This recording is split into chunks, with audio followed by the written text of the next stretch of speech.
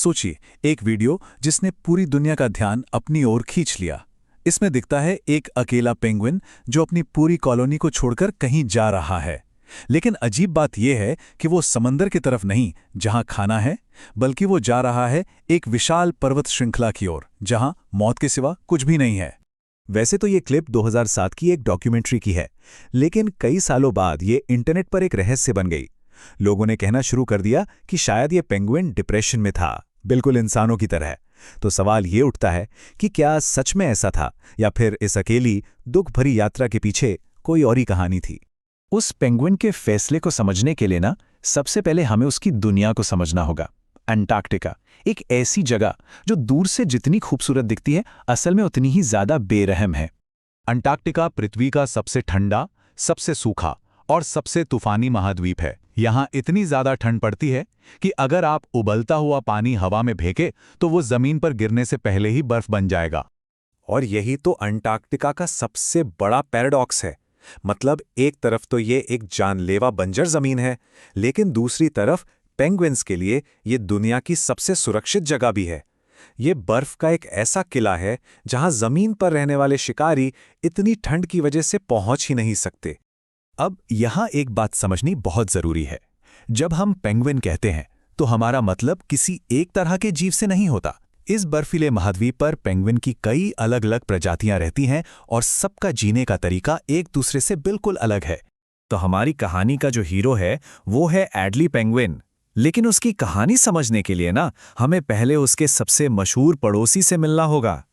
Emperor penguin को दुनिया का सबसे अच्छा पिता कहते हैं, और इसके पीछे एक बहुत बड़ी वजह है। नर पेंगुइन अपने बच्चे को बचाने के लिए लगभग 4 महीने तक कुछ नहीं खाता। ये त्याग की एक ऐसी मिसाल है जो बहुत कम देखने को मिलती है। और अब आते हैं हमारे वीडियो के स्टार पर, एडेली पेंगुइन। इसकी स्ट्रैटेजी भाई बिल्कुल अलग है। इसकी दुनिया चलती है चालाकी, जुगाड़ और मजबूत टीम वर्क पर। ये तो अपने पड़ोसियों के घोंसले से पत्थर चुराने में भी माहिर होते हैं। और यही बात तो सबसे ज्यादा हैरान करती है कि इतना सोशल, इतना चालाक जानवर जो पूरी तरह से अपने समूह पर निर्भर है, वो आखिर क्यों सब कुछ छोड़कर अकेला मौत की तरफ चल पड़ेगा। इस अजीब और दुखद बर्ताव को समझाने के लिए साइंटिस्ट्स और एक्सपर्ट्स के पास 2 मेन थ्योरीज हैं। पहली थ्योरी पूरी तरह से साइंटिफिक है। इसे आप एक तरह का दिमागी भटकाव कह सकते हैं। देखिए, पेंगुइन्स के अंदर एक कमाल का नेचुरल जीपीएस होता है। साइंटिस्ट का मानना है कि शायद किसी इन्फेक्शन या भुखमरी की वजह से उस पेंगुइन का ये जीपीएस सिस्टम ही खराब हो गया और वो सही गलत की पहचान खोकर बस एक अनजान रास्ते पर चलता चला। लेकिन एक दूसरी थ्योरी भी है, और ये थ्योरी दिल से जुड़ी है, भावनाओं से। अब विज्ञान भी ये मानता है कि पेंगुइन बहुत गहरा दुख महसूस कर सकते हैं, खासकर तब जब वो अपना साथी या अपना बच्चा खो देते हैं। तो हमारे सामने 2 रास्ते हैं।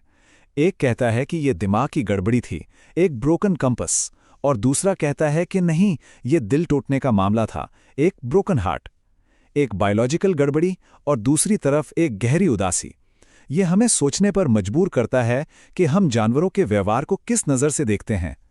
तो सवाल ये है कि उस अकेले यात्री का आखिर में हुआ क्या, और क्या जो लोग वीडियो बना रहे थे वो उसे बचा नहीं सकते थे?